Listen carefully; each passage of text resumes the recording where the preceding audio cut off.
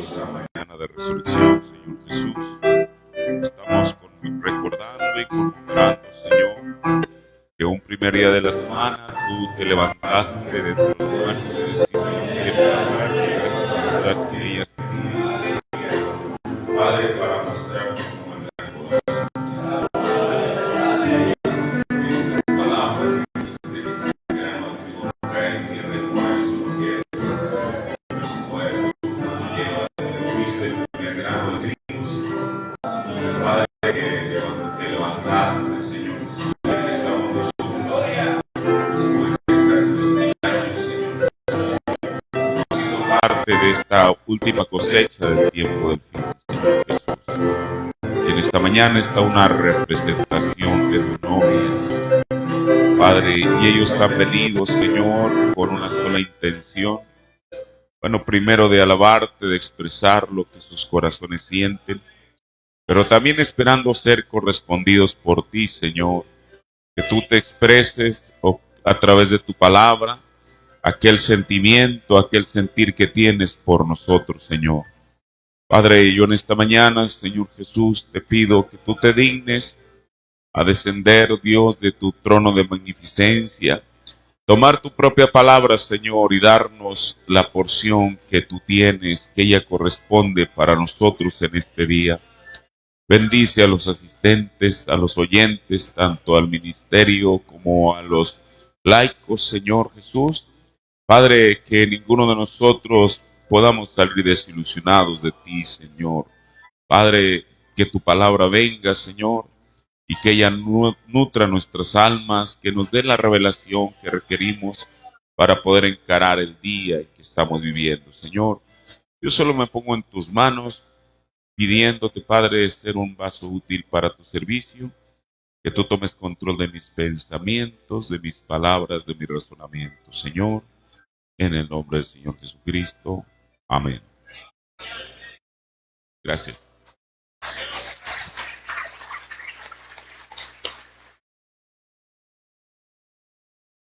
Dios bendiga a cada uno de ustedes, amados hermanos. Les saludo en el nombre del Señor Jesucristo.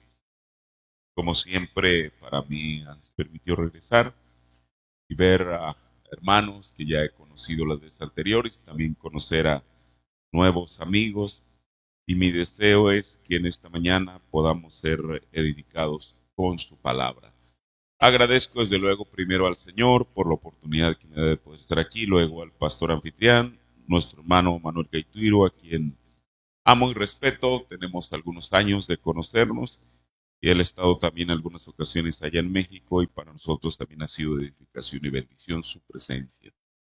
Ahora en esta mañana quiero que vayamos a la Escritura en la segunda epístola del apóstol San Pedro, el capítulo 1, versos del 19 al 21. También no quiero omitir los saludos del Tabernáculo Luz al Atardecer en la ciudad de Cuautitlán Izcalli, en el Estado de México. Ellos envían saludos, sabían que en esta mañana bueno, no esta mañana solamente, todo el fin de semana iba a estar aquí en Perú y lo que resta de los días de mi estancia aquí. Y ellos les envían un saludo fraternal en el nombre del Señor Jesucristo. Segunda de Pedro 1:19. Tenemos también la palabra profética más permanente, a la cual hacéis bien en estar atentos como una antorcha que alumbra en un lugar oscuro hasta que esclarezca el lucero de la mañana, hasta que el día esclarezca y el lucero de la mañana salga en vuestros corazones. Entendiendo primero esto, que ninguna profecía de la Escritura es de particular interpretación, o sea, interpretación privada, porque la profecía no fue en los tiempos traída por voluntad humana, sino que los santos hombres de Dios hablaron siendo inspirados del Espíritu Santo. Tomen su asiento. En esta, el pastor le puso un lema a esta reunión de este año. Y yo quiero retomar el lema que él le puso, el cual es: eventos modernos son aclarados por la profecía, que a su vez son títulos de dos sermones que el profeta de Dios predicó en dos diferentes ocasiones y fechas allá en los Estados Unidos. Ahora mire, al escuchar uno el tema, Bueno, uno pensaría que quizá en esta mañana voy a desarrollar el cumplimiento de algunas profecías, no porque no sean importantes, pero más bien el propósito de este tema no es sencillamente para ver el desarrollo o cumplimiento de ciertas profecías apocalípticas para el tiempo del fin, pero más bien es para examinar cómo uno procesa o interpreta el cumplimiento de las mismas. Eh, Desde luego el profeta ya nos advirtió, nos anticipó que Dios es su propio intérprete. Él no requiere la interpretación mía o lo de alguien más para poder traer a cumplimiento su profecía. Aun cuando exista la mejor o la peor interpretación de la Biblia, o en este caso del mensaje, Dios va a cumplir lo que ya prometió. Ahora, uno desde luego tiene que recurrir forzosamente a los antecedentes bíblicos que fueron registrados y revisar lo que sucedió allá para traerlo al tiempo presente y ver lo que está sucediendo hoy. Porque la Biblia, desde luego, no solamente es un libro histórico donde se cuenta la historia de Israel, de lo que Dios hizo a través de ellos, la historia de Jesús, la historia de los apóstoles, pero es un libro profético también. Y sin duda alguna que hoy en día hay muchas profecías que se están cumpliendo y otras tantas que están por cumplirse.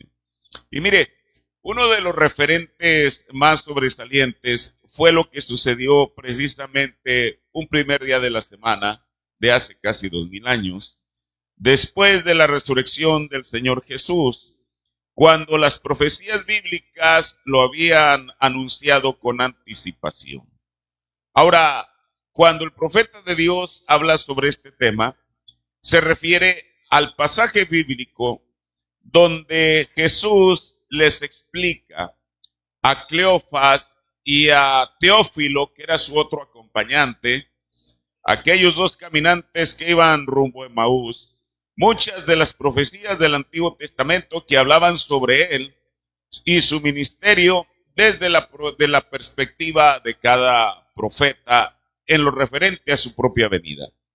Y en esta mañana voy aparte de la escritura que ya tomé al principio, voy a referirme a una escritura que se encuentra en el Evangelio según San Lucas, el capítulo 24, el verso 27. Voy a tratar de ir despacio. Esto no quiere decir que voy a prolongar mi tema, sino siendo que todos es domingo, estamos descansados, nuestras mentes están receptivas y yo espero que el Señor nos dé algo de su palabra. Mire, Lucas 24 comienza, no que comience, sino parte de la historia narrada aquí, es cuando Jesús aborda como un forastero, como un desconocido, a dos personas que iban de Jerusalén a su lugar de origen, lo cual era Emaús. La distancia que ellos recorrieron en aquel día era de aproximadamente 11 kilómetros.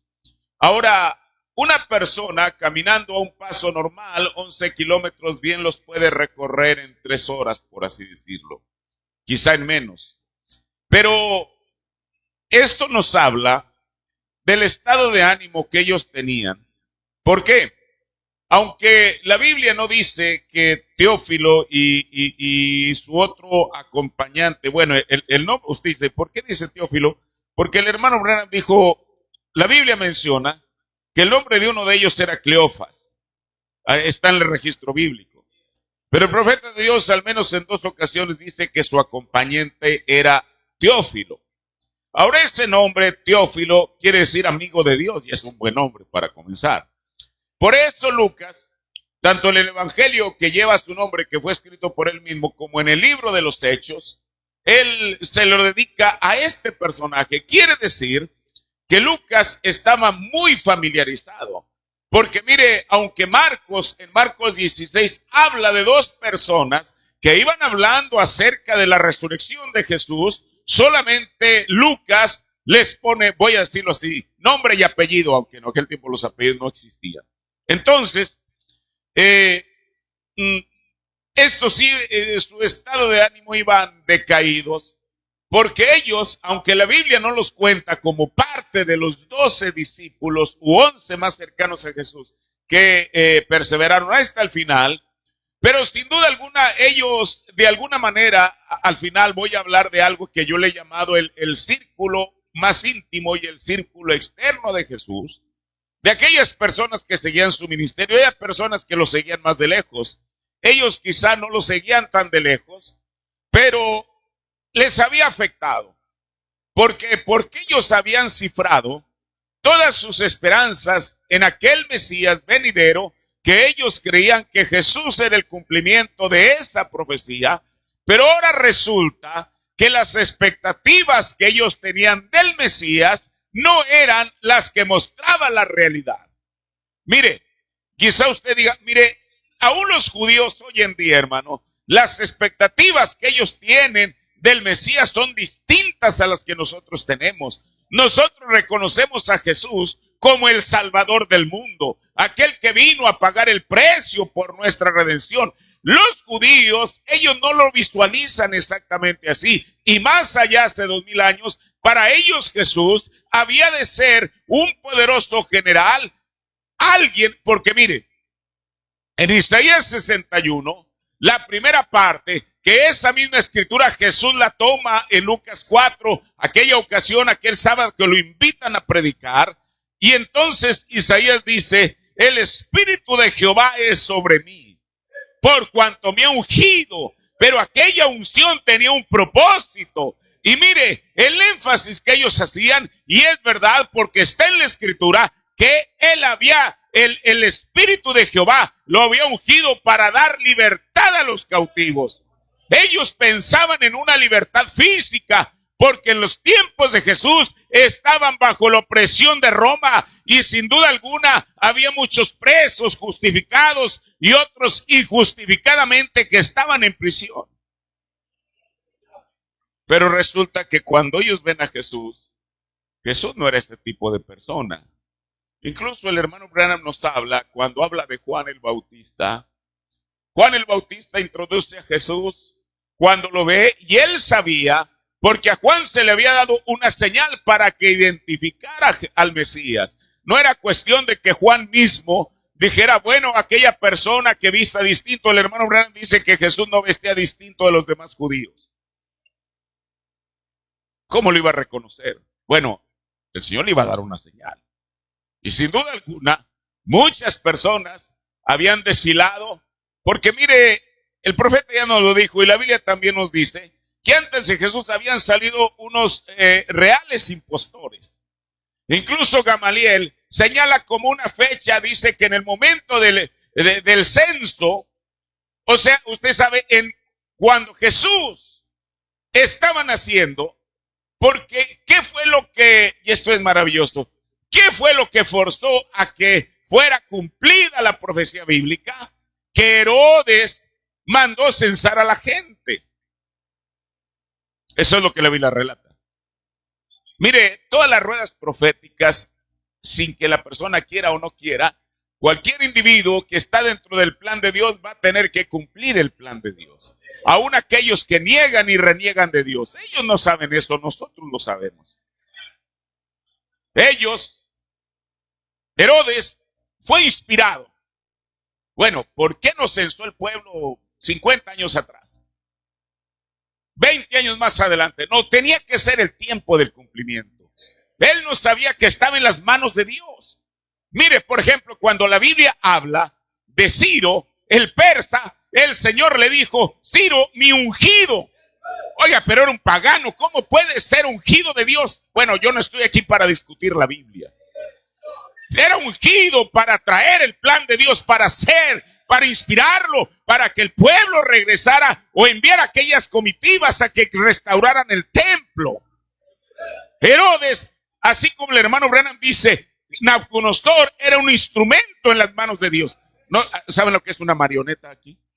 Ok, usted mueve las manos y la marioneta levanta la mano, sube el pie, lo que sea. Eso es lo que era. Dios era la inteligencia que con su mano estaba moviendo todas las cosas.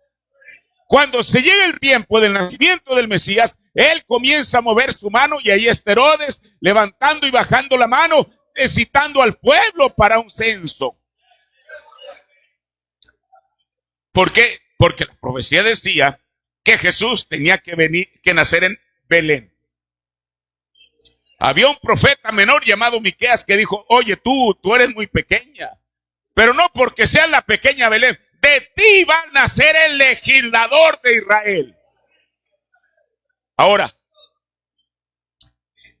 en ese tiempo, Gamaliel en el libro de los Hechos dice que cuando estaban censando al pueblo, de pronto por ahí se levanta un segundo personaje diciendo que él era el Mesías. ¿Qué quiere decir? Mire, y la Biblia dice que hubo mucha gente que le siguió. O sea, los judíos en sí no esperaban en el Mesías como una persona que hiciera algo sobrenatural para impresionarlos. Con que fuera un hombre inteligente que pudiera convocar al pueblo y aún rebelarse en contra del imperio romano y darle liberación. Por eso aquellos individuos al menos se pararon ahí en la palestra y les prometieron cosas. Pero dice la Biblia, y en los dos relatos dice que ellos fueron asesinados y la multitud se dispersó. Entonces, cuando viene Jesús y escuchan que Él es el Mesías, ellos comienzan a seguirlo, literalmente a donde va, y resulta que Él no da muestras, según la perspectiva de ellos, de ser el Mesías. Porque no viene a predicar violencia, no viene a predicar insurrección. Incluso cuando viene el asunto de los impuestos, esperaban que el discurso de Jesús dijera, no le den una sola dracma, es un gobierno pagano. Pero no, dijo, no, dénselo. En asuntos seculares, denle al gobierno lo que le merece al gobierno, pero tampoco no fallen darle a Dios lo que a él le pertenece. Ahora, entonces, Juan el Bautista, él no solamente ve a Jesús por la señal, lo reconoce, sino que él agrega algo. Y dice, es que el aventador está en su mano. Sabemos que es el aventador, es aquel como tridente con el que lanzan el trigo y la paja en los días de viento, y el trigo como tiene más peso regresa otra vez a su lugar y la paja se la lleva el viento. Pero no solamente eso, sino que Juan hizo una declaración y dijo que el trigo iba a ser llevado al alfolí y que la paja, a donde quiera que estuviera, iba a ser quemada. O sea, viene Juan, vislumbra al Mesías, a Jesús, como un juez que va a separar el bien del mal. Y Jesús transcurre en su ministerio y Juan no ve nada de eso que él pensaba. De tal manera que ya estando en la cárcel, la intriga no lo deja estar feliz. Y manda 2 mensajeros y les dice, vayan y pregúntenle si él es o esperamos a otro.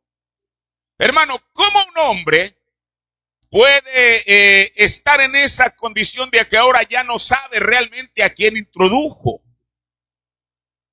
Primeramente dijo, aquí el Cordero de Dios, y después recula y dice, no, mejor, no sé si estoy seguro, vayan y pregúntenle. Ese es el registro bíblico. Y estoy citando lo que dijo el hermano Branham.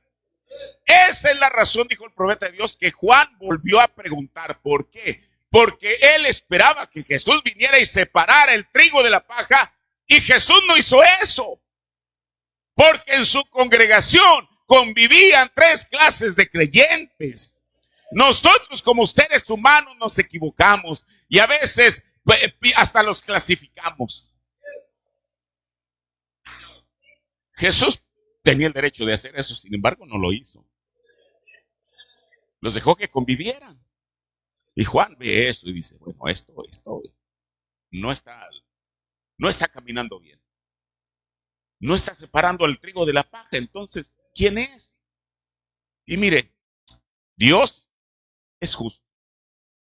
Él, dijo el profeta de Dios, él nunca censuró a Juan. Oiga, porque se trataba de su propio precursor. Aquel que la Biblia había hablado, que iba a ir delante de él, para preparar el camino. Y ahora que su propio precursor esté diciendo, pues realmente no estoy seguro a quién introduje. ¿Qué hubiéramos hecho nosotros? Qué hombre, mire nada más cómo es posible. Estoy decepcionado, me defraudó. Primero me presenta ante la gente diciéndome que soy el Mesías y ahora el hombre no está seguro. ¿Qué cosa? Pero dijo el profeta de Dios, cuando la gente esperaba que Jesús dijera lo peor de Juan, dijo lo mejor de Juan. De entre los nacidos de mujer, que esos se cuentan no de Adán, sino desde los hijos de Adán, dentro de los nacidos de mujer, no ha habido otro tan grande como Juan. Hermano, Jesús nunca le dio a nadie un crédito tan elevado. Ahora, entonces, aquí están estos dos personajes, Cleofas y Teófilo. Iban con su rostro cabizbajo. No tenían, mire, yo a veces sé algo, porque ahí hay 4 vertientes en esto. Y a veces cuando uno habla del asunto psicológico, hay quien dice, no hable de eso, eso no nos pertenece a nosotros, somos cristianos. Hermano, eso pertenece a nosotros porque somos seres humanos. ¿Cuál era el efecto psicológico que había tenido en ellos? Iban cabizbajos con su rostro demacrado. ¿Por qué? Porque todo lo que ellos habían cifrado y habían puesto sus esperanzas, de pronto, como un castillo de arena, se reduce a nada. ¿Cuántas veces la gente no se desilusiona? Dice, yo esperaba esto y aquello y lo otro. Hermano, pero tenemos que tenerle paciencia a Dios. Él sigue teniendo el control. Él sabe lo que está haciendo. Nosotros nos esperamos y a veces especulamos. Hermano, por eso el profeta cuando habla de la paciencia, de aquellas virtudes de la estatura de un varón perfecto, tener paciencia no es tener paciencia si alguien me agrede. Dijo el profeta, Dios es tenerle paciencia a Dios. Si Él nos tiene paciencia a nosotros, y nos tiene mucha paciencia, a veces no somos tan fáciles de dar el brazo a torcer. Si Él nos tiene paciencia, ¿por qué nosotros no podríamos tenerle paciencia a Él? Aquí van estos mensajeros y van tristes por la realidad. Lo que ellos esperaban del Mesías y lo que, según la perspectiva de ellos, resultó ser el Mesías. Jesús, mire, él se apareció a muchos. Según Pablo dice que después se les apareció al final a 500 juntos. Pero él los aborda a estos 2 caballeros que iban por el camino. Y lo primero que les pregunta, como si él no supiera, ¿de qué están hablando? Y ellos, un tanto asombrados y a lo mejor hasta reclamando, oye, ¿cómo es posible? ¿Tú de dónde eres? ¿No te has dado cuenta que es el dominio público? Que Jesús, todo lo que eso le aconteció. Y mire, yo le voy a decir algo. Cuando uno va a Jerusalén, uno aprende muchas cosas. El sitio donde Jesús fue crucificado nosotros pensamos, bueno, es aquella pequeño montículo que tiene forma de cráneo, que le llamaban la calavera o calvario. Curiosamente, ninguna Biblia en español dice calvario. Se dice, no, pues búsquenlo. Entonces, dice la calavera. Entonces, bueno, ahí.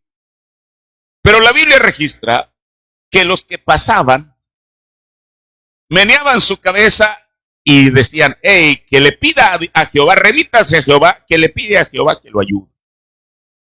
Los transeúntes. Ahora, en toda aquella área, no solamente el montículo era llamado de la calavera o el calvario, pero era un lugar plano, de tal manera que a un lado pasaba un camino, o pasa un camino todavía. Y toda la gente que iba pasando, ¿cuántos transeúntes pasaron ese día por ese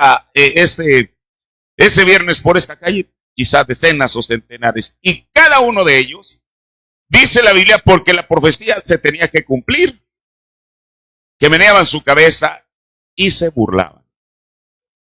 Ahora, ellos, usted sabe, cuando hay algo por ahí, hoy en día no necesita uno ni siquiera comprar el periódico, en tiempo real tiene uno un dispositivo lo que está sucediendo en China en este momento. En aquel tiempo no era de labio oído. Todos aquellos que iban pasando y que eran burladores le estaban diciendo, oye, no saben dónde dice, ¿qué cosa?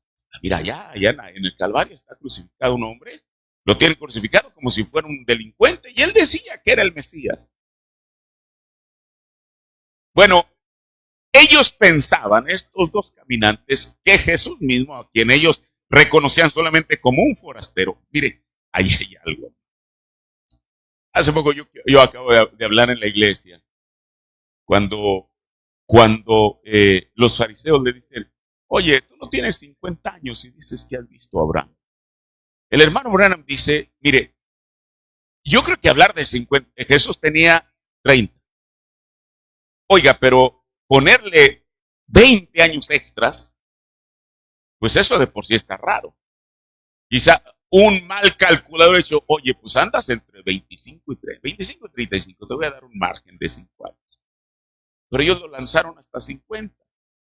La mayoría de la gente que lee esa escritura no sabe de lo que se trata, pero el profeta nos dijo que sí. Dijo que el ministerio de Jesús lo había envejecido. Mire, hay mucha gente, yo nunca he visto, y yo creo que lo hacen por respeto, tampoco no quiero que lo hagan, no he visto una sola pintura de Jesús donde le pongan con barba cana o su cabello encanecido.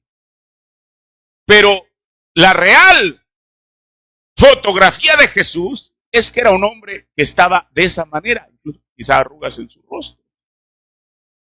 Dijo el profeta, ¿por qué? Dijo, fue por causa de su ministerio. Y él dijo que una predicación, escuche, una predicación ungida de 20 minutos, 20 minutos desgasta al ministro de como si fueran 8 horas de pico y pala. Eso es lo que dijo el hermano Branham. Pero Jesús no solamente fue un predicador, pero dijo, una visión son 5 veces eso. Por eso usted ve las fotografías del profeta de Dios y más las del 63 en adelante, en todas parece un anciano. Yo ya rebasé la edad que él tenía cuando él fue llevado a esta tierra. Quizá hay muchos que ya rebasaron los 56. ¿Por qué se veía? Porque el mismo efecto que el ministerio tuvo sobre Jesús era el mismo efecto que tuvo sobre William Branham. Exactamente el mismo. Ahora, ellos habían visto, aunque sea de lejos, el viernes, anteayer, vieron a Jesús con la apariencia física que él tenía, crucificado, y el día de hoy, domingo, va caminando lado a lado con ellos y no lo reconocen. Pero no solamente fue porque los ojos le fueron velados, porque ni siquiera María, la que estaba en el sepulcro, cuando ve a Jesús mismo, ella lo confunde con el hortelano. Tomás mismo. ¿Por qué? Porque había habido un cambio físico en la apariencia de Jesús, de aquel hombre de 33 años que habían visto por última vez en la cruz, y el joven de 20 años que había resucitado. Usted dice, eso no es así. Tiene que ser así, porque la Biblia dice que Jesús fue las primicias, los primeros frutos de la resurrección. Si uno muere de 30 años esperando resucitar, de 60 está acabado. Esa es la verdad. Entonces ellos de pronto ven aquí este forastero junto a ellos. No lo reconocen. Era el mismo Jesús. Y entonces, bueno, él tampoco no les quiere decir, oigan, reconózcanme. Porque sabe una cosa, para Jesús era más importante que lo reconocieran por la escritura que por su apariencia. Y entonces él toma la Biblia. Y en Lucas 24:27 dice, comenzando desde Moisés. ¿Qué quiere decir? Comenzó desde Génesis. Y de todos los profetas, les declaraba en todas las escrituras lo que de él decía. Mire, a veces, yo no creo que Jesús haya hablado aquí en pronombre personal. Yo hubiera dicho, miren, en Génesis 3:15 habla de la simiente de la mujer. Yo soy la simiente de la mujer. Usted sabe, porque toda la Biblia habla de Jesús. Pero yo no creo que él les haya dicho, yo soy esa persona, así como personalizándolo, sino más bien los llevó a un entendimiento de la Biblia, para que lo que ellos veían lo contrastaran con el ministerio de Jesús. Eso es lo más maravilloso, hermano. Por eso nosotros, el profeta de Dios nunca tuvo que alzar la mano y decir, miren, yo soy este. Él nos llevó a la escritura para que conociéramos la Escritura y contrastarla con su ministerio. Ahora, la primera profecía desde el Mesías se encontraba, porque dice que comenzó desde Génesis 3:15, donde lo llama la simiente de la mujer. Y la última está en Malaquías 4:2, donde lo menciona como el sol de justicia. Y a vosotros los que teméis mi nombre, os saldrá el sol de justicia y traerá salvación en sus alas. Ahora, esta caminata de Jesús con aquellos dos, con estos caminantes, fue larga.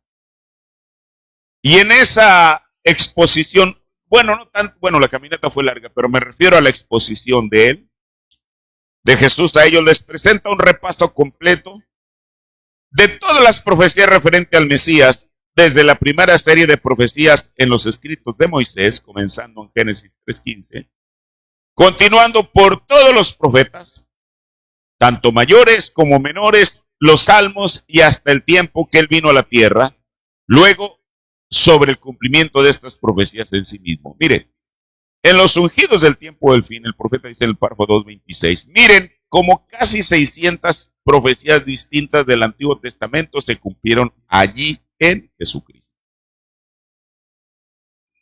Ahora, 600 profecías no es poca cosa. ¿Cuántos sermones se requerirían? Porque no solamente es cuestión de que Jesús toma desde la Torá y les comienza a leer, sino que se las comienza a explicar. ¿Cuántas horas, cuántos sermones se debieron de haber requerido para un estudio detallado de 600 profecías? Yo creo que la semana completa no le hubiera bastado. Pero mire, aunque Jesús estuvo explicando las profecías referentes a él, desde la mañana hasta el anochecer, quizá no alcanzó a explicarle las 600 profecías, pero probablemente sí tomó las más sobresalientes. Mire, porque cada tiempo y cada momento hay profecías específicas que se cumplen allí. Del Mesías había muchas que se habían de cumplir. Y el profeta nos dijo 600. Pero Jesús estaba interesado en que ellos entendieran aquellas profecías que estaban destinadas para su momento. Porque después todo eso es lo que importaba. Que ellos lo reconocieran como el Mesías, pero también que reconocieran que él, como él ya se los había dicho, aunque ellos nunca lo entendieron, que no solamente iba a ir a Jerusalén, no solamente iba a ser muerto, sino que iba a resucitar. Porque mire, el énfasis del cristianismo, claro, la muerte de Jesús fue para pagar el precio de nuestra redención. Pero como dijo Pablo en 1 Corintios 13, si Jesús no resucitó entre los muertos, vana nuestra predicación. O sea, el énfasis de Pablo, por eso le dedica casi todo un capítulo, primeramente a hablar del orden de la resurrección. Y al final dice, y como un abortivo, al último que le apareció fue a mí. Pero a Pablo le apareció de una manera más gloriosa. Le apareció como el Logos, él no lo vio en carne física, pero lo estaba viendo como la luz sobrenatural. Ahora, entonces, Jesús les comienza a explicar aquello, y él lo que les está diciendo es que él era la médula, el corazón del Antiguo Testamento. Los discípulos debían haber entendido que Jesús era el Mesías esperado por los siglos, ya que ese era el mensaje de las Escrituras, que ellos aceptaban lo que el Señor había dicho.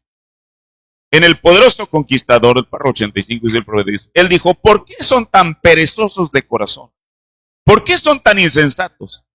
¿No le creyeron al profeta? Oh, qué cosa, no pueden creer la palabra. Dijo, ¿no sabéis que todos los profetas dijeron que Cristo debe sufrir primero y luego entrar en su gloria? Y comenzó con Moisés, eso es en Génesis, y les explicó mientras caminaban por el camino todos los preceptos del Antiguo Testamento, lo que había de suceder. Pero, más adelante, aquí mismo en Lucas 24, hay una escritura donde Jesús enfatiza lo mismo. Voy a leer Lucas 24, 44 y 45. Mire, en el verso 27 dice la Biblia que Jesús comienza desde Moisés y todos los profetas y le declaran lo que dicen de él. Pero en el verso 44 dice, y él les dijo, estas son las palabras que os hablé estando aún con vosotros, que era necesario que se cumpliesen todas las cosas que están escritas de mí en la ley de Moisés. Lo mismo que les había dicho a los dos caminantes rumbo a Maús. Y en los profetas, lo mismo que les había dicho a los caminantes rumbo a Maús. Pero Jesús agrega un tercer elemento. Y en los salmos. Cosa que no había dicho anteriormente. Mire, desde este punto, las palabras, esto que estamos leyendo, Lucas 24 y 45, no quiere decir que forzosamente tuvo que haber sido una secuencia en la charla de Jesús. ¿A qué me refiero? Él, en el día que estuvo caminando con los discípulos rumbo a Maús, o con aquellos dos caminantes, les dijo que Moisés y los profetas habían hablado de esto. Pero esto no quiere decir como la extensión de ese mismo día, de la misma charla. ¿Por qué? Porque quizá estas palabras no fueron necesariamente dichas hasta el domingo de la resurrección. Porque aquí Jesús, a quien se las está diciendo, ya no es a los dos discípulos rumbo a Maús, porque dice la Biblia que cuando ellos lo reconocieron, Jesús se desapareció de ellos. Acá era ante otro grupo, allá había sido a dos solamente. Aquí son 11 los que están reunidos y Jesús toma otra vez. Esto es maravilloso, hermano. Porque el profeta de Dios predicó 2 veces y en diferentes lugares. Eventos modernos son claros por la profecía. Con una vez hubiera sido suficiente. Y se los predicó a 2 públicos distintos. No estoy diciendo que 2 tipos de cristianos distintos, quizá todos eran cristianos, pero a 2 públicos. Todo tiene su razón de ser en las escrituras. Ahora, pero mire, cuando quiera y donde quiera que hayan sido dichas, una cosa es segura. Aquel se dirige a la audiencia, aquel que se dirige a la audiencia quiere que todos sepan que lo que le había sucedido era el necesario cumplimiento del plan de Dios tal como se había revelado previamente en las Escrituras. Ahora, esta charla de Jesús con sus discípulos parece una abreviación de lo que él les había dicho a los caminantes rumbo a Maús. ¿Por qué? Porque con ellos el sermón fue largo y extenso. Después de todo, Jesús no tenía prisa. Tenía todo el día para hablar con ellos. El profeta dice en eventos modernos aclarados por la profecía, el que él predica en Jeffersonville, dice en el párrafo 124. Y aquí está otra cosa que habían hecho. Ustedes saben, ellos habían escuchado un sermón de 6 horas sobre la profecía siendo vindicada. 6 horas donde Jesús les atrae su atención. ¿Y qué es vindicar? Es cuando aquello es corroborado, comprobado. Imagínese usted, por eso decía, yo no creo que Jesús, de las 600 profecías, no creo que se las explicó todas, no le hubiera alcanzado ni el día, ni la noche, ni la semana, y a lo mejor ni siquiera el resto del año. Pero él tomó aquellas que él consideró necesarias y se las explicó, y no solamente se las explicó, sino se las explicó bien. Dice el profeta de Dios. Ellos habían escuchado un sermón de 6 horas sobre profecía siendo vindicada. De esto les habló a lo largo del camino. Tan pronto comenzaron a caminar por el camino, él salió, porque él estaba yendo a Jerusalén 6 horas tarde. Más tarde, 60 estadios habían recorrido 6 millas en el camino de Maús. Eso es lo que es. Y habían predicado profecía confirmada, y él había predicado profecía confirmada por 6 horas. Y dice el profeta, no me condenen por 3, por mis 3, entonces ven. Pero fíjense, ellos habían predicado, ellos habían escuchado un sermón de 6 horas sobre profecía siendo confirmada, vindicada. En el párrafo 128, fíjense, Cuando estos discípulos lo invitaron a él a entrar a su compañerismo alrededor de la mesa, fue entonces que él hizo algo, así como lo había hecho antes de su crucifixión, y sus ojos fueron abiertos. Mire, esto de lo que está hablando, es que mire, uno lee al profeta de Dios y él siempre nos remite a la Biblia. Cuando Jesús multiplicó los peces y los panes, pero voy a hacer énfasis en el pan, hizo tres cosas. Lo tomó, lo bendijo, cuatro cosas. Lo tomó, lo bendijo, lo partió y se los dio. Las dos veces que Jesús multiplicó los panes, voy a hablar solamente de los panes, hizo eso. En la última cena Jesús tomó el pan, lo bendijo, lo partió y se los dio. Aquí en estos caminantes rumbo a Emaús, cuando entran, el profeta dijo era un pequeño restaurante donde ellos entraron a cenar. Jesús toma el pan, lo toma, lo bendice, lo parte y se los da. Mire, quizá ellos no estuvieron en la última cena, pero quizás sí estuvieron cuando Jesús multiplicó los peces y los panes. Y habían visto que el método de Jesús era el mismo. Hermanos, si eso es lo natural, el método de Jesús para partir el pan de vida tiene que ser el mismo, para que el pueblo pueda reconocer que es Jesús en la forma del Espíritu Santo que nos está trayendo el pan de vida. Ahora, ellos sabían lo que él había hecho y lo hizo entonces así como lo había hecho antes, y ellos dijeron, ese es él. Y rápidamente se levantaron para gritarlo y él desapareció. Donde había tomado 6 horas para escuchar este sermón, quizá en 20 minutos ellos fueron ligeros de pies para regresar a decir a los demás, él ha resucitado verdaderamente, él está vivo. Ahora, siendo que fue un sermón largo de 6 horas, Jesús fue extenso en explicarles a detalle cada una de las escrituras que le citó a Teófilo y a Cleofas. Jesús inició su sermón con Moisés. ¿Qué escritura les vio de haber citado de Moisés? Bueno, desde luego ya hablamos Génesis 3:15, Génesis 22:18, Números 21:9, Números 24:17, Deuteronomio 18:15 y 18 al 19. Moisés, todos estos libros fueron escritos por Moisés. Pero no solamente le habló de Moisés, sino de los profetas. Isaías 7:14, Isaías 9:6, Isaías 40:10 y 11, Isaías 56, Isaías 52:13, Isaías 53 del 2 al 12, Isaías 61:1, Isaías 61:6, 63 del 1 al 6, ese fue Isaías. Jeremías 23 del 5 al 6, Jeremías 33, 14 y 15, luego a otro profeta Ezequiel 34:23, 37:25, luego Daniel, un profeta menor, Daniel 9:24 al 27, de Oseas 11:1, Miqueas 5:2, Zacarías 9:9, 11:13, 12:16 y 13:7, y finalmente Malaquías 3:1 y Malaquías 4:2. Pero Jesús a sus discípulos agregó algo más. Lo que los salmos hablaban de él en el Salmo 16, 9 al 10, el Salmo 22, el Salmo 69, el Salmo 88, 8. Mire, este Salmo 88, 8 no lo voy a leer porque no quiero alargar el tema. Tiene una particularidad especial. Porque habla allí cuando Jesús, no cuando fue arrestado, sino cuando estuvo en la cárcel, en el calabozo.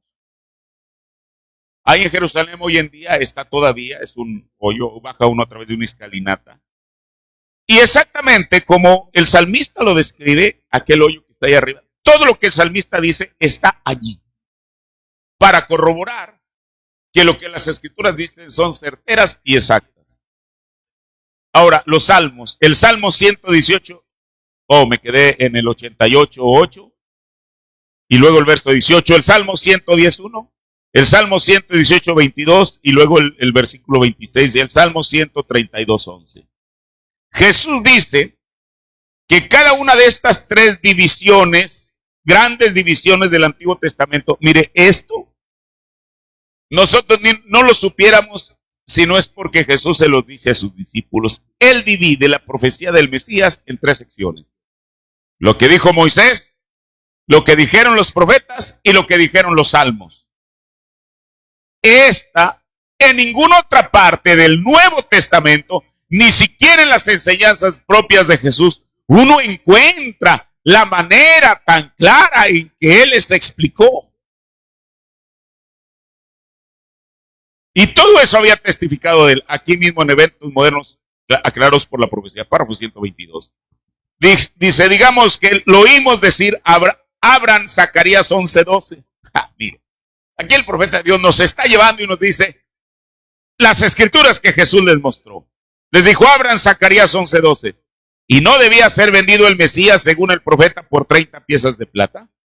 Ustedes acaban de decir que este hombre fue vendido por 30 piezas de plata. ¿Están anotando esas escrituras? Zacarías 11:12. Mire, él hace énfasis, le digo, ¿por qué? Zacarías, aunque era un profeta menor, tenía como oficio pastor. Y entonces, cuando él reclama o dice que cuál va a ser su salario, el precio de su salario se le dice en Zacarías, van a ser 30 piezas de plata. Mire, ¿cómo es que un evento secular, natural, podía tener una trascendencia? Ahora, en los tipos, claro, José fue vendido por 20 piezas de plata, casi 30. Pero Zacarías fue específico y exacto. Cuando le dan su salario, y la Biblia misma, ya en los evangelios, se remite a Zacarías para decirnos del precio que fue fijado por mire, se oye terrible, pero es la verdad, por la venta de Jesús. Sigo leyendo. Y entonces él dijo, notaron lo que David dijo en los Salmos y el Salmo 41:9. Él fue traicionado por sus amigos y luego además en Zacarías 13:7 él fue abandonado por sus discípulos. Y en el Salmo 35:11 acusado por testigos falsos. Ustedes acaban de decir que él lo fue, Isaías 53:7 él enmudeció ante sus acusadores. Isaías 56 lo azotaron, dijo el profeta. El Salmo 22 él habría de clamar en la cruz, Dios mío, ¿por qué me has desamparado? Hizo él eso anteayer por la tarde. El Salmo 22 otra vez, 18, entre sí partieron sus vestidos, ¿hicieron eso? Y el Salmo 22:7-8, burlado por sus enemigos, la iglesia. El Salmo 22 de nuevo, no había hueso de su cuerpo que había de ser quebrado, pero horadaron mis manos y mis pies, dijo él, manteniendo sus manos detrás de él, sin duda en ese momento. Isaías 53:12 dice que él moriría entre malhechores. Isaías 53:9 dice que él fue sepultado con los ricos. El Salmo 16:10 dice, no dejaré su alma en el Seol, ni permitiré que mi santo vea corrupción. ¿No fue Malaquías 3 el precursor de este hombre? Oh, me hubiera gustado haber oído citar eso, dice el profeta. Miren las profecías. Fíjense, entonces, en todos los tipos por los cuales él pudiera haber pasado acerca de Isaac en Génesis 22. Cómo Dios prefiguró a Isaac, cómo el padre de Abraham tomó a su hijo llevando la leña al subir el monte y ofreció a su propio hijo. Así como Jesús vuelve a tomar las escrituras para explicarle a su círculo más amplio, o sea, su círculo más pequeño, o sea, su círculo más amplio, digamos, si uno pone un círculo y pone un círculo dentro de otro círculo, el círculo más amplio pues es lo que está afuera. Que en este caso eran aquellos que aunque no eran parte de los 11, pero de alguna manera también seguían a Jesús. Y entonces él va ahora y toma las escrituras y se las explica a su círculo más pequeño, es decir, aquellos que desde el tiempo que fueron llamados por Jesús, lo siguieron hasta el final de su ministerio. Yo le decía hace unos momentos, por eso es que el profeta de Dios predicó 2 veces eventos modernos aclarados por la profecía. Una, a su círculo, voy a decirlo así, espero que me entienda lo que estoy diciendo, a su círculo más pequeño, que eran aquellas personas que viajaban de grandes distancias, para reunirse en aquel tabernáculo y escuchar lo que él les tenía que decir. Pero ahí no quedó todo. Él, por la inspiración del Espíritu Santo, mire, y yo no creo, de verdad no creo que el profeta de Dios haya hecho esto tan solo para pretender parecerse a Jesús en lo que Jesús hizo después de la resurrección. Al menos no lo creo que lo hizo con esa intención. Fue inspirado por el Espíritu Santo para mostrarnos ahora también que Jesús, el mismo tema, se los predica a los caminantes rumbo a Maús, pero después se los predica también a sus discípulos. El profeta de Dios predica el mismo tema a sus oyentes del tabernáculo, pero después, casi al final de su ministerio, retoma el tema y se lo predica a una audiencia en Rialto, California. Gente que quizá no era tan cercana, que quizá nunca se habían desplazado hasta Jeffersonville. Pero Dios permitió que eso inclusive quedara grabado como un testimonio. Ahora, pero luego la Biblia dice en Lucas 24:45.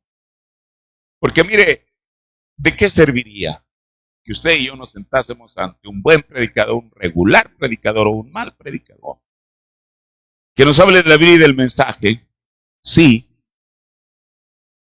no entendemos lo que escuchamos?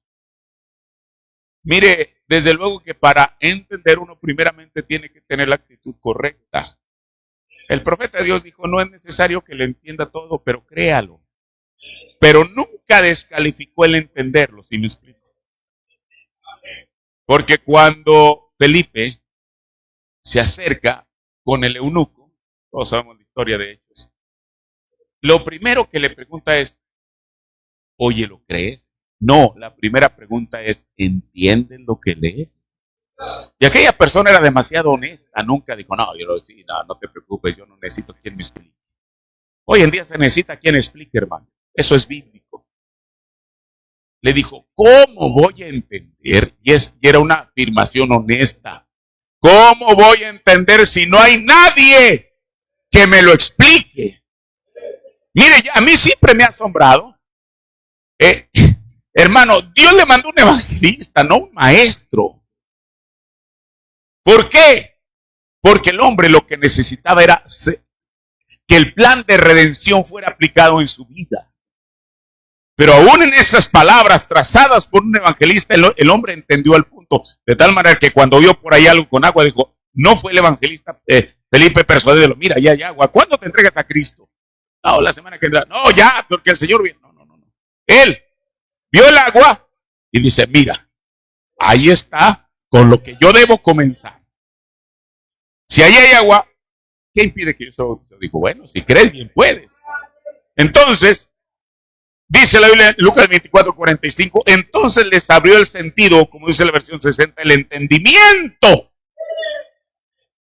¿Para qué? Para no solamente que creyeran las Escrituras, sino para que entendieran las Escrituras.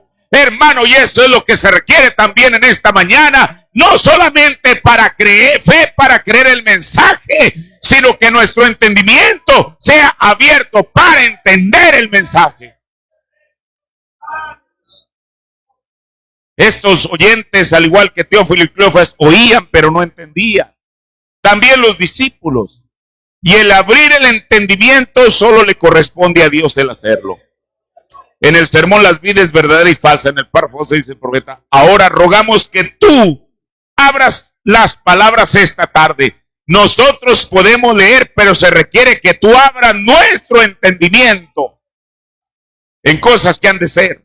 Párrafo 8. Ahora, antes de abrir la Biblia, bueno, cualquiera con fuerza física puede abrirla de esta manera, pero se necesita el Espíritu Santo para abrirnos la palabra, abrirnos el entendimiento y revelarnos las Escrituras.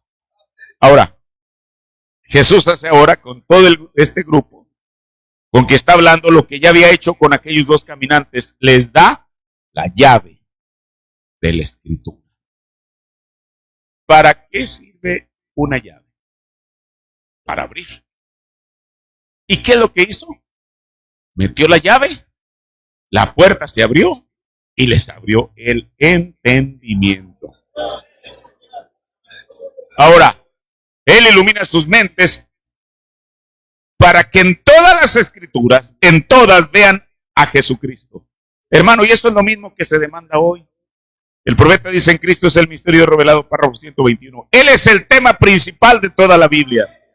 Si usted lee la Biblia y no ve a Cristo en cada versículo, regrese y léala de nuevo, ¿ve? Si no puede ver a Cristo en cada versículo de la Biblia, entonces usted léala de nuevo porque algo se le escapó. La Biblia es Cristo. Él es la palabra. Cuando usted lee en el principio, creo en Dios, ahí está Cristo, ¿ven? Todo detrás de allí hasta el amén en Apocalipsis. Toda palabra está testificando de Jesucristo. Pero entonces, hermano, el abrir los ojos y el abrir el sentido se llama revelación. Mire, esto es muy importante porque usted en las iglesias donde van pueden escuchar a su pastor o algún predicador o algún visitante y él les puede exponer a lo mejor de su entendimiento. Pero lo único que va a verificar lo que usted está escuchando es la revelación que viene de Dios. Por eso ningún hombre se puede jactar de darle revelación a nadie. Uno hará lo mejor para tratar de exponer las escrituras, pero la revelación viene de Dios. Y uno nunca debería de quitarle el crédito a Dios. El profeta dice en el sermón, en una exposición de las 7 de la iglesia, en la revelación de Jesucristo, párrafo 8, y de ahí voy al 98. Nunca entran en su espíritu, de otra manera sucedería con ellos exactamente como dice su palabra, como dice la palabra.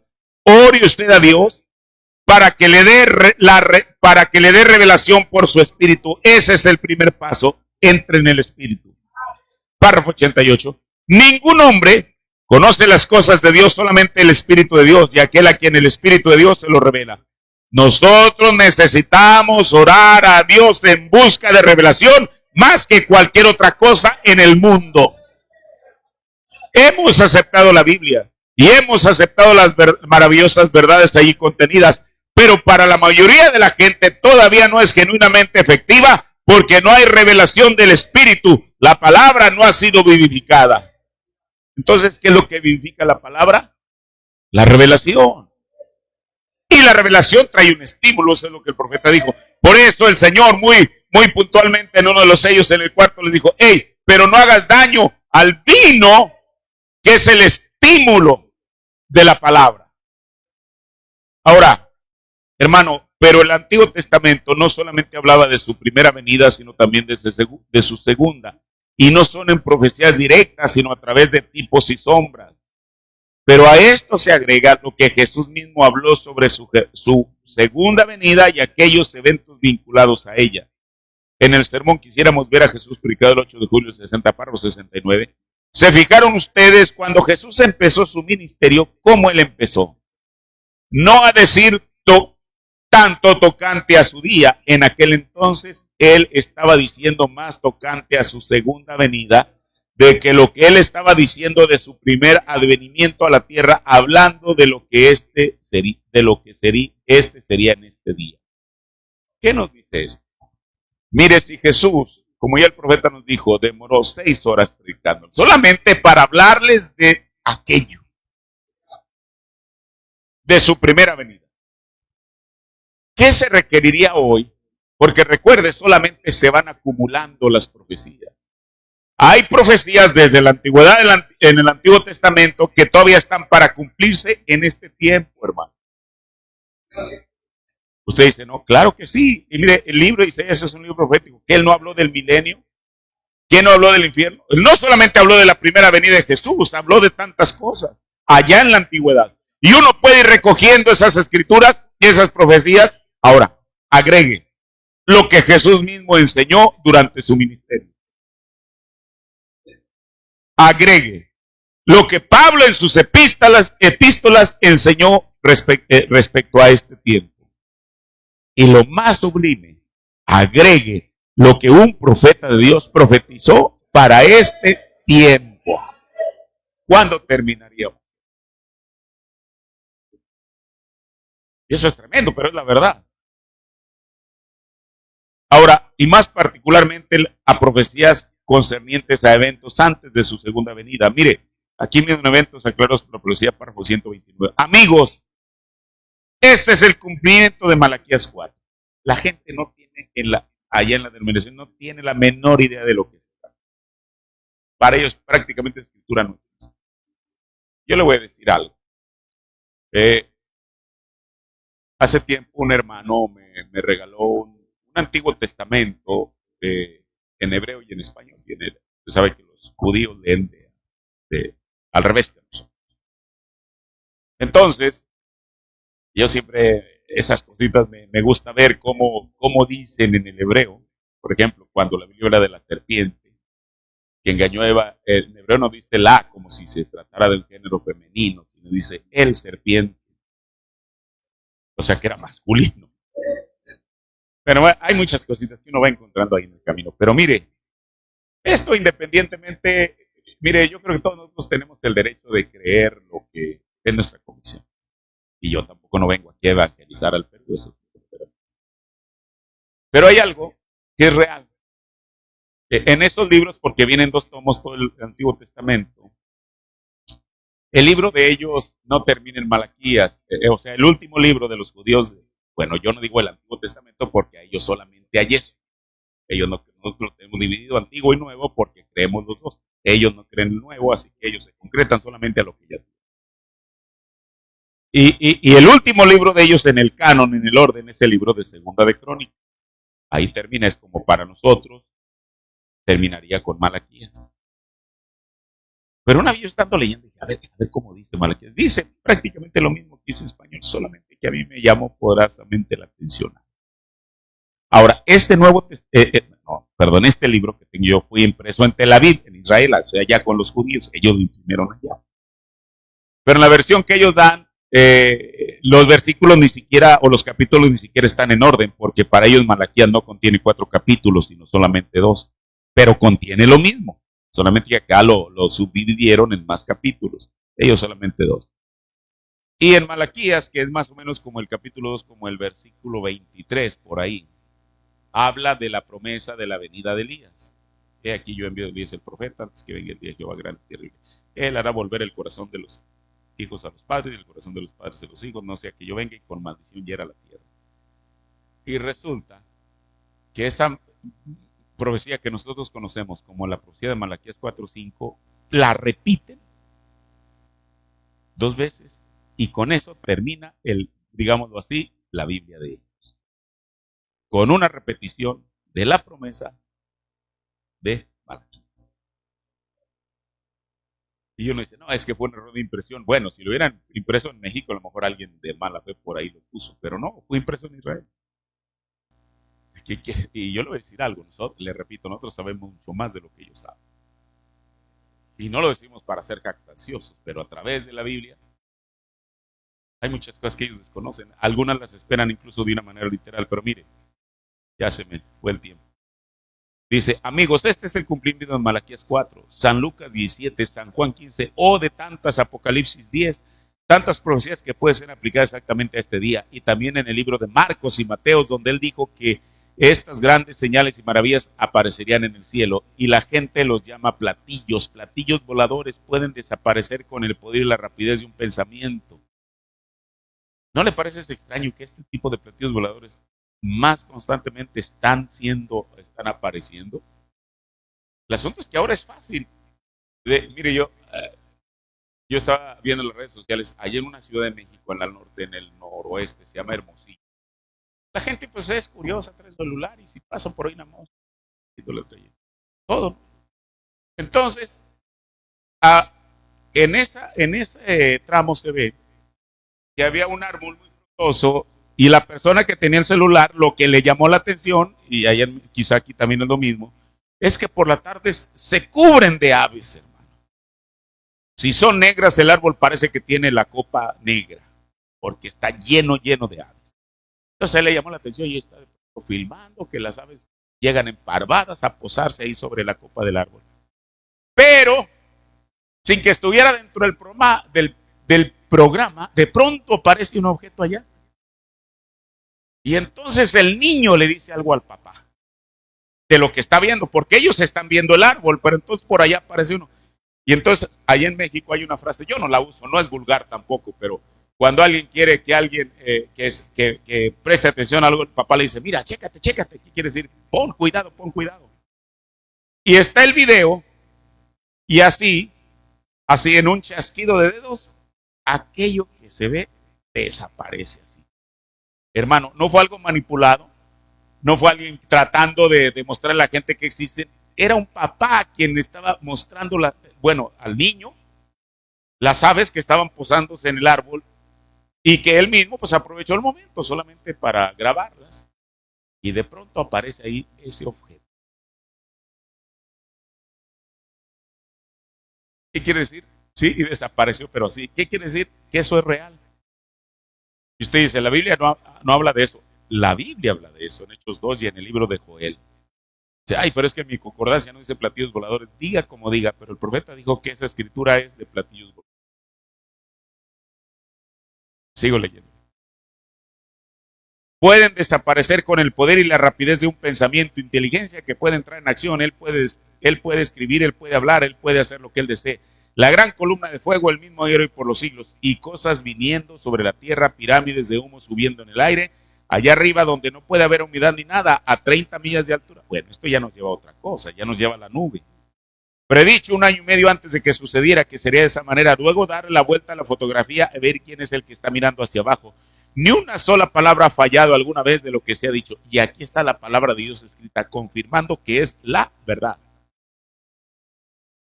Esta profecía de la cual el profeta está hablando, ni siquiera está, bueno, sí está en la Biblia, Apocalipsis 1:14. Pero los demás hombres de Dios ni siquiera hablaron de ella. Por eso, hermano, hoy hay tanto, y mire, a veces uno como predicador, porque siempre hay los extremos, dice, no, de esto no hablen porque eso no es importante. De esto sí hay que hacer énfasis porque esto sí es importante. Yo le voy a decir algo. A veces nosotros queremos como condicionar a Dios y decirle, Señor, esto es importante y aquello no vale la pena. ¿Usted cree que si ese fuera el pensamiento de Dios lo hubiera escrito? Es el hombre quien trata de ver a través de su propia concepto. Por eso la Biblia, desde Génesis hasta Apocalipsis, es correcta y es buena y es efectiva. El mensaje de todos los sermones que están grabados del 47 al 45 son buenos y son efectivos. No nos corresponde a nosotros juzgar, es que esto no importa. Bueno, si para usted no le importa, para Dios importa, le voy a decir. Ahora, además de todas las profecías contenidas tan solo en un libro que es el libro de Apocalipsis. Por eso, mire, hermanos, si hay un tiempo en el que muchas profecías se están cumpliendo, es ahora. Al igual que allá se requiere que sentidos sean abiertos para poder entender la aplicación y el cumplimiento de las profecías para este tiempo. Hoy en día, desde luego, hay muchísimos eventos que son aclarados por la profecía. Hermano, pero lo más importante no es la profecía, sino la interpretación que se le da a la profecía. Mire, la Biblia y el mensaje advierten que uno no le debe dar una interpretación propia a los eventos. En Perseverancia, predicó el 18 de febrero del 62, párrafo 334, dice el profeta, ahora Padre, cada precepto de tu palabra lo he aceptado sin importar lo que otros digan. Yo la he creído tal como está escrita, porque no es de interpretación privada, como lo sabemos, sino tal como ella está escrita. Tampoco se debe manipular para hacerla que diga lo que yo quiero que diga. En la oruga, saltón, revoltón y langosta predicó el 23 de agosto del 59, párrafo 69. Pero el hombre la ha manipulado, le ha puesto sus propias interpretaciones. Nunca traten de interpretar la palabra de Dios. Diga exactamente lo que ella dice. No me importa cómo sea. Así que solo alíñese con ella. Eso es todo. No cambien la palabra. La Biblia dice, la escritura no es de interpretación privada. No tenemos derecho a decir estas cosas. Solo tenemos que leerla y decir exactamente como ella dice. y creerla de la misma manera. A mí no me importa cuán ridículo ella parezca, créanla de todas maneras. Ahora, ¿por qué es de suma importancia no poner en su interpretación particular a las profecías referentes al tiempo del fin? Porque es el tiempo, este es el tiempo donde culminan la mayoría de las profecías emitidas en la Biblia, hermano. El hecho de que no se interpreten de una manera privada las profecías no significa que se tenga que omitir enseñar sobre ellas. Mire, por cualquier ministro, es más, aquellos, bueno, yo respeto eso, hay hermanos que lo que hacen es leen el mensaje desde el primer párrafo hasta el último, pero si en algún tramo de lo que están leyendo ellos hacen un comentario, como se dice, editorializan lo que están leyendo, ya le están dando una interpretación. La única manera de no interpretar nada sería escuchar solamente el sermón. Eso es verdad. Pero desde el momento que uno toma la Biblia y toma el mensaje, uno la está interpretando. Y esto no es para escandalizarnos, hermano. Llego al mismo pasaje del eunuco y Felipe. El eunuco, él muy sinceramente iba leyendo la escritura. Pero él pensaba que aquel que como oveja fue llevado al matadero era Isaías. Y como cordero delante de sus trasquiladores era Isaías, no abrió su boca. Por eso, él le dice al evangelista, oye, él está hablando de sí mismo o de otro. Aquí lo he dicho, no, tú solamente di lo que la cinta dice ahí en Isaías. No. Siempre y cuando lo que el evangelista iba a decir iba de acuerdo a lo que la cinta de Isaías decía. ¿O no? Porque entonces, ¿para qué le preguntas? Y él dice, no, pues yo no sé, mira, yo no. Tú ahí. ¿Sabe una cosa?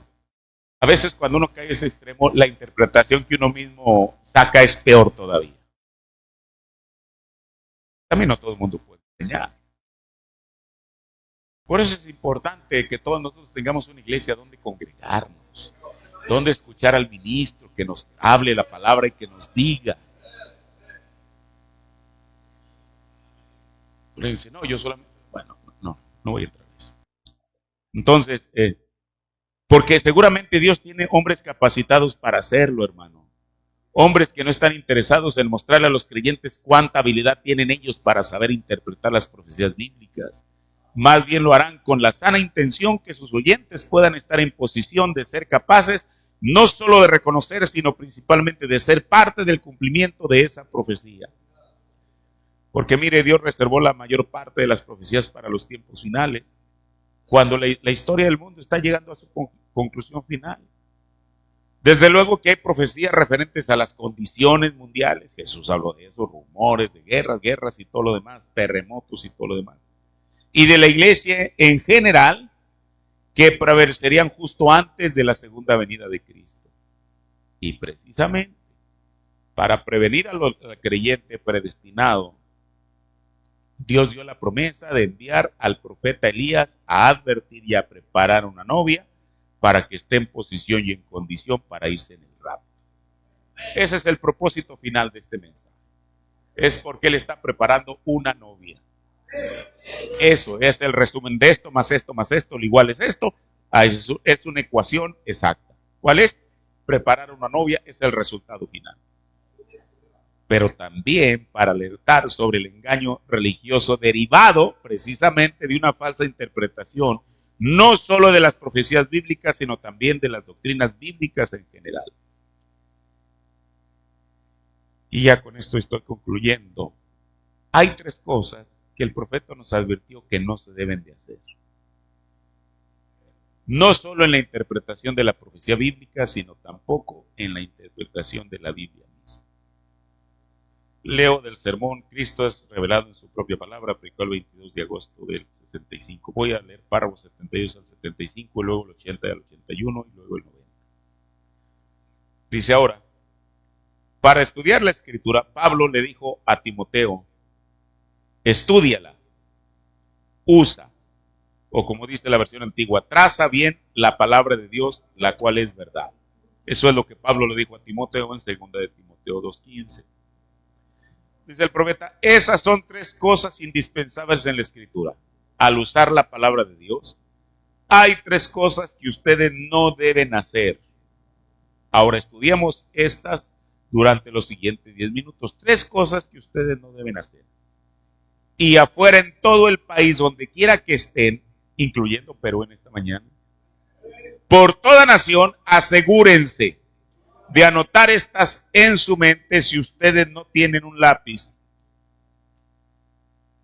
O sea, si usted no tiene lápiz para anotarla, bueno, en su mente aquí, almacén.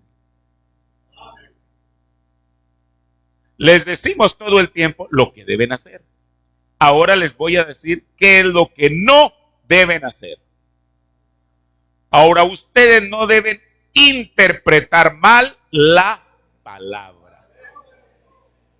No dice que no la debe interpretar. Lo que no debe hacer es interpretarla mal. Ustedes dicen, pues yo creo que quiere decir esto. Quiere decir exactamente lo que dice. No necesita intérprete. Primero, no se debe interpretar mal la palabra. Segundo, ustedes no deben de colocar mal la palabra. Eso creo que no es complicado. Colocar mal es colocar algo donde no corresponde. Por ejemplo, si la reunión está aquí está la audiencia, y que el púlpito lo pongan por allá en la escalera, oiga, pues no está colocado en el lugar donde debe estar. Porque el púlpito pertenece aquí donde la audiencia está. Entonces no se debe colocar mal la palabra. Tercero, ustedes no deben dislocar la palabra. Mire, dislocar es forzar una interpretación, sacando el argumento original fuera de su contexto. Mire, porque a veces hay cosas que parece que son, pero no son. El profeta de Dios nos dijo que la palabra es como un rompecabezas. Usan esa palabra aquí, rompecabezas.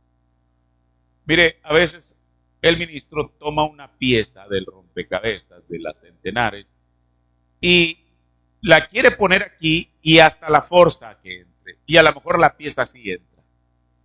Y queda satisfecho. Ay, qué bueno, esa pieza ahí entró. Y hace lo mismo con otras piezas. Pero como esto solamente es una parte de lo general, cuando termina de armar su rompecabezas, tiene que la vaca está comiendo el pasto en la copa del árbol. Y que las nubes están circulando por la tierra. Oiga, ¿qué cuadro es ese? Es un cuadro deforme. No tiene consistencia. Eso es precisamente lo que no se debe de hacer. Dislocar, que es forzar una interpretación. Hermano, ¿y cuántas de esas cosas no hacemos? Porque el hombre está empeñado en hacer prevalecer sus ideas. En vez de dejarlo como el profeta lo dijo, yo no tengo ningún problema, hermano. Yo no estoy corriendo una loca carrera para tratar de ganarle la delantera al profeta de Dios. Claro que no. Más bien, mi deber es seguir al profeta de Dios. Él ya trazó eso. Por eso yo no traigo una doctrina propia, es más, no la necesito, ni usted la requiere. Esto es lo que dice la Biblia. Esto es lo que el profeta de Dios ha dicho. Dice, y si hiciéramos cualquiera de estas cosas, pone toda la Biblia en una confusión y en un caos. Fíjense, interpretar mal a Jesús en la forma de Dios en un hombre. Ustedes lo harían a él un Dios en 3. Interpretar mal a Jesucristo siendo la palabra. Ustedes lo harían a él un Dios de 3. Ustedes lo harían a él la segunda persona de una deidad. Y al hacer eso, ustedes enredarían todas las escrituras. Ustedes nunca llegarían a ninguna parte, así que no debe ser interpretada mal. Si ustedes dicen que una cierta cosa, ustedes le ponen una interpretación a ella y luego la aplican a otro tiempo, o ha sido aplicada a otro tiempo, ustedes también hacen una interpretación incorrecta. Más adelante dice el profeta de Dios. Así que vean lo que esto haría. Y lo que ha hecho, ya lo ha hecho, lo hace a él negar su propia palabra al colocar mal las escrituras. Dislocar las escrituras, ustedes pueden armar su cuerpo mal, al pie donde la cabeza debería de estar o algo. Finalmente el párrafo 90. Estas tres cosas indispensables deben ser. No debe interpretarse mal o manejarse mal, interpretarse mal o dislocarla. Debe ser conservada exactamente de la manera que Dios dijo que era. Por eso, hermano, aplicando esta regla exacta, entonces quien interpreta la profecía tendrá la aclaración correcta de los eventos modernos porque son aclarados por la profecía misma. Hermano, Dios está interesado en que su novia conozca estas cosas, por ese motivo están escritas en la Biblia y fueron reveladas por el mensaje. Por eso nosotros nunca debemos mutilar la Biblia, mucho menos el mensaje. ¿Por qué? Porque mire, máximo uno como predicador. El profeta de Dios dijo en Casamiento y Divorcio que muchas veces las personas, los oyentes, se agarran de las palabras del pastor como un asunto de vida o muerte. Entonces, ¿dónde recae primero la responsabilidad? En el predicador. Que él tiene que tener una visión clara de lo que le va a decir al pueblo. Y sobre todo, esta es una regla exacta con la cual yo siempre me debo de medir. No malinterpretar mal, no colocar mal y no dislocar. Eso no coarta que entonces diga, pues entonces no predique. Fue el propósito de Dios predicar el evangelio. Pablo le dijo a Timoteo, mira, aquellos que gobiernan bien sean tenidos tenidos por doble honra. Y luego Pablo sube eso todavía más arriba, como si en México le sube 2 rayitas y dice, más aquellos que se dedican ¿a qué? A predicar y a enseñar. Entonces nosotros no tenemos por qué, que el ministerio, bueno, es algo que alguien acaba de descubrir. Porque el ministerio siempre ha estado desde el tiempo de Jesús. Y es algo tremendo, hermano. Mire, póngase de pie. Ayer, creo que anoche,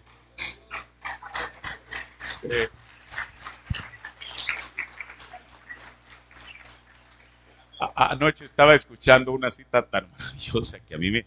Y mire, yo les he dicho que en mi Biblia, esta es una Biblia Reina Valera, pero es una Biblia Branham. Pues dice, no, esa versión no existe. Bueno, para mí existe. Porque yo cuando leo un versículo y veo la interpretación que el profeta de Dios le da, yo se la pongo ahí. Anoche la acabo de actualizar. Mire, el hermano leyó una cosa tan tremenda que él dice de aquellos que dicen que ellos solamente tienen la verdad. Y entonces el profeta está hablando de aquel hombre que le prohibieron que echara fuera demonios porque no era parte del grupo. Dijeron, deja de hacerlo. Y mire quién dijo esto. Mire, a veces nosotros decimos, es que Juan era el discípulo de amor, y yo no digo que era, no le quiero quitar el crédito. Pero dijo el hermano Branham, Juan fue el discípulo de amor hasta después de Pentecostés.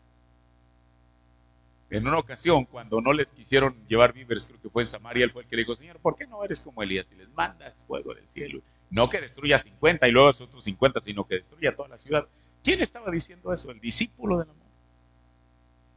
Este mismo discípulo dijo, queriendo quedar bien con Jesús, mira, Señor, andaba uno que no es con nosotros echando fuera demonios y se lo prohibimos. Parece que Jesús le hubiera hecho una palma. Oye, Juan, tú estás de mi lado, qué bueno que... No, Jesús sabía, hermano, Jesús sabía lo mejor que eso. Y dijo el profeta de Dios, ayer lo estábamos escuchando, dijo, para aquellos que creen que solamente son ellos, dijo, me encanta esta palabra, dijo el profeta de Dios, dijo, y el mismísimo siguiente día, Dios llama a 70 más. ¿Qué le parece? Ahí está la escritura. Yo cuando dije, bueno, voy a ver dónde está, y ahí está. Y yo ya le puse ahí el título, al siguiente día, para saber que Jesús no dejó ni siquiera pasar una semana, porque para él esa es la importancia que tienen los predicadores. Así que yo confío en esta mañana que esto que hemos hablado haya sido de beneficio, al menos esa fue mi intención, hablar algo que pueda ayudarnos, hermano, a caminar más cerca del Señor y que abra nuestro entendimiento por medio del Espíritu Santo de las Escrituras, de estos eventos aclarados por la profecía. Oremos, Señor, Gracias, Señor Jesús, yo te doy primeramente porque tú me permitiste, Señor, el poder pararme en este lugar para hablar esta porción de tu palabra, Señor. Gracias por la confianza de tu siervo local, aquí nuestro amado hermano Manuel Caituiro, Señor, al permitirme tomar este lugar, Señor. Padre, y uno siempre va, Señor Jesús, con temor en nuestro corazón. Nunca queremos defraudarte a ti primeramente y no defraudar la confianza que se pone en uno, Señor. Y mucho menos defraudar a tu pueblo con una fábula por allí contada, Señor. Queremos ser certeros en tu palabra, Señor Jesús. Porque tu palabra es verdad, Señor. La reconocemos y aún más a través de la gloriosa revelación del mensaje, Señor. La Biblia cobra otra dimensión, Señor Jesús. La vemos con otros ojos, Señor. Padre, porque se hace un libro más real, Señor Jesús. No solamente que habla de la historia de Cristo, de aquellos grandes hombres de la fe, de aquellos profetas, Señor, sino que se vuelve una realidad y nos trae esta realidad a nuestros días, al tiempo presente, aquí y ahora. Padre, bendice tu palabra en el corazón de cada oyente, Señor, y que, Padre, ella pueda ser una revelación para nuestras vidas, que nos estimule a seguir avanzando, Señor Jesús, en este camino que estamos ya dándolos, llegando al último kilometraje, Señor. Pero mientras tanto, Dios, ayúdanos, Padre, a mantenernos firmes en la fe que hemos creído, Señor. A abrazar tu palabra con todo nuestro corazón, tu glorioso mensaje, Señor. Y a decirlo exactamente en los términos que está escrito. Después de todo, nosotros no somos los responsables del cumplimiento. Eres tú el responsable, Señor Jesús. Gracias, Señor, por tu palabra en esta mañana. Bendícele nuestros corazones en el nombre del Señor Jesucristo. Amén. Gracias, Dios les